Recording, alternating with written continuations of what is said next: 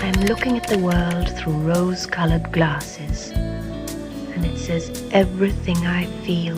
Hello and good morning from day one, Vienna. We are up a bit later because my payment didn't go through. I didn't even notice. I show up at my hostel and he's like, "You're not staying here."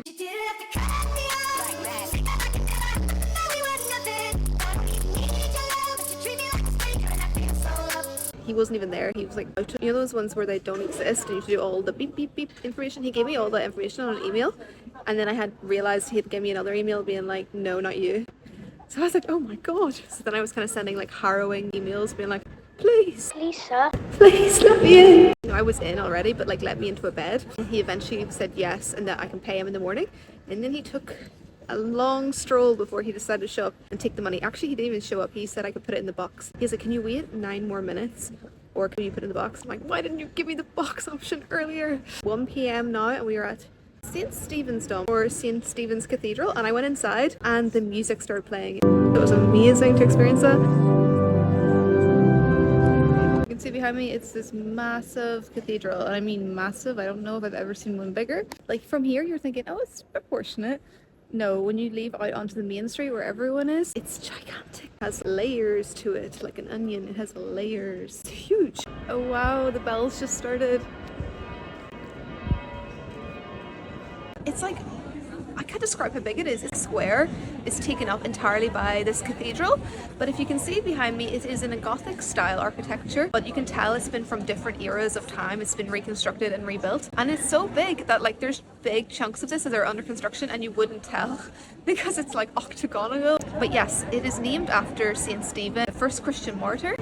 I think a bell might have just went off there. Bells are like famous here or synonymous. Like they're the biggest ones in Europe, I think. One of the biggest or the biggest. I learned that actually melting down Ottoman cannons, that's how they created it. People be like, you don't have to go out of your way to be petty. And I be like, it's not even out of my way. It's directly on my route every single time.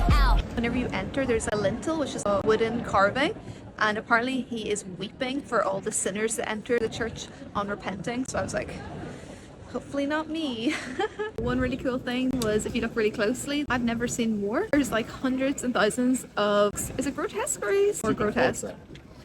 Grotesqueries and gargoyles. There's like hundreds of them. In Japan, you had certain things that would ward off evil. The Catholic version of it is gargoyles and grotesques, which is kind of cool. And apparently, if you look really closely, I can't find it. There is so many mischievous little faces. One of them is like a little boy picking his nose, but I can't find him, unfortunately. Maybe that's just to keep you searching. This statue behind me, it's like a replica, tiny replica, but this is how big it is in a tiny statue.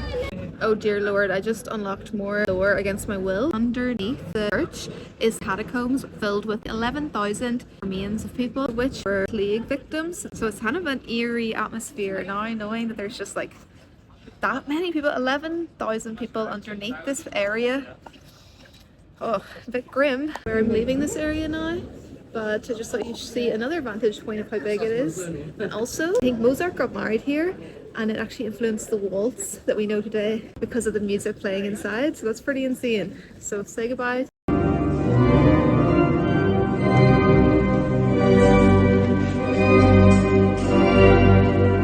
just went into a church, not a cathedral, but a church, and it was like, I think, more impressive inside. And also this one was free entry.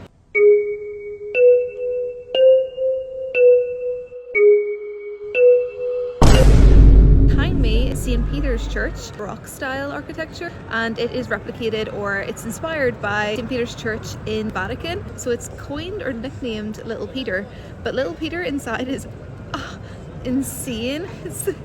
Inside he is big, he's amazing, he's also huge. I don't know why they call him Little Peter. When I went inside, the most amazing music playing. So if you are going here, it's like just a stone's throw away from the other cathedral. I would recommend this one more. I would choose this one over St. Stephen's any day. But oh my god, the music was insane inside. It was so beautiful. Like you felt it in your heart. Your chest was like pouncing. Easy to understand how Mozart with all this classical music comes from Vienna. But now I'm kind of worried because tomorrow and the day after gives rain. I just repurchased an umbrella. I lost my other one. I'm like nervous now that I won't be able to see, so I'm trying to get as much outside as possible before it's like lashing on us. But I think it's going to be equally as beautiful in rain. Like it's just kind of a majestic city. So let's go.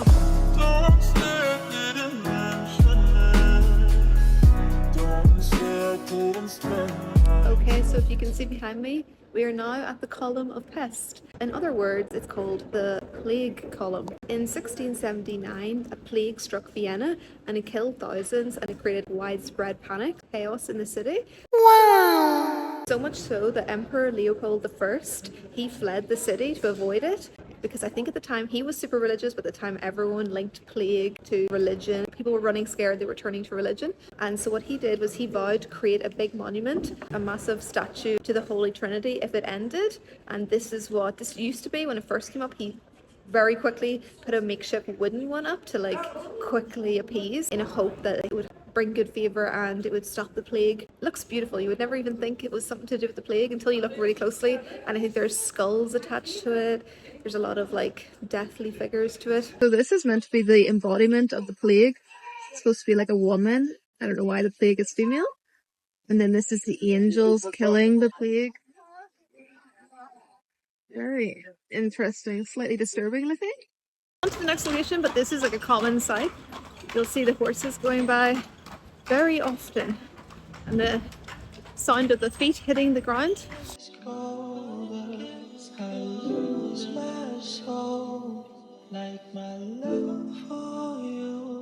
So I just went into a third church. I'm a bit churched out now, so we're gonna head to Michaelerplatz, which is right behind me.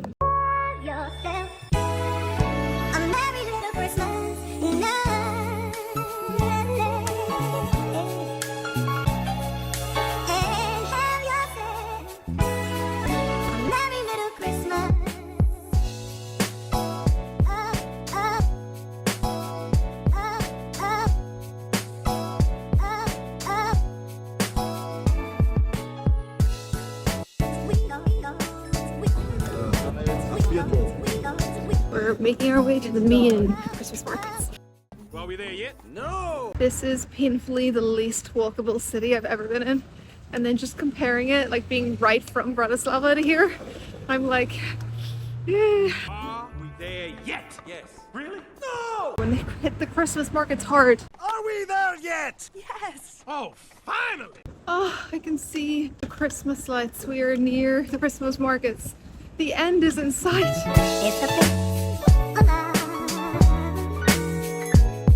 We have made it to the Christmas markets. Well, one of like a dozen. This one's huge, as you can probably imagine. Huge. Hello again. Look how insane this tree decoration is. It's huge here. This is only one of multiple markets in Vienna. This one's at City Hall and it's just massive, it never ends.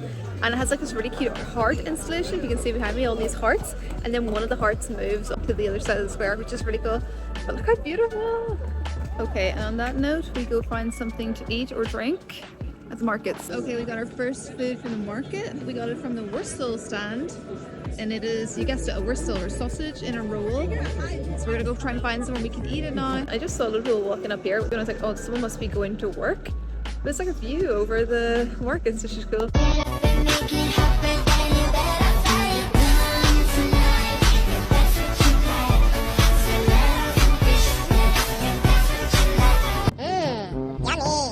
It's so bad. How do you photograph this? It's so disturbing looking.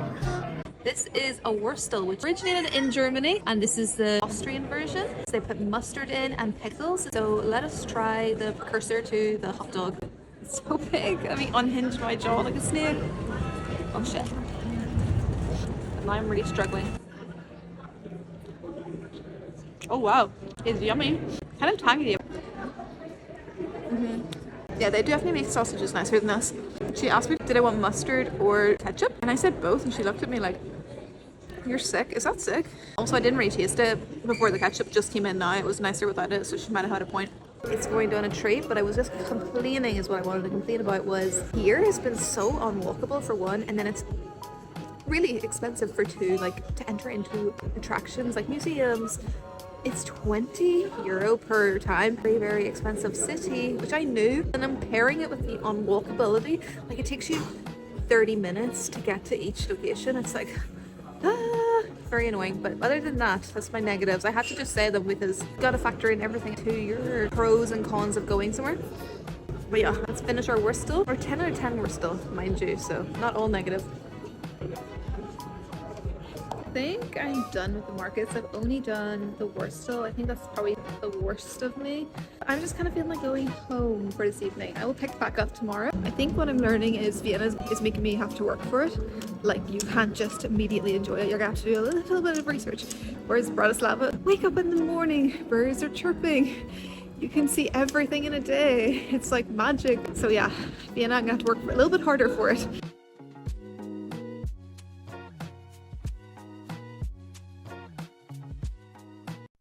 Cost analysis of the day. St. Stephen's Cathedral, St. Peter's Church, Column of Pest, St. Michael's Church, Hofburg Palace, Town Hall Market, Wiener Wurstel, one night in Hostel.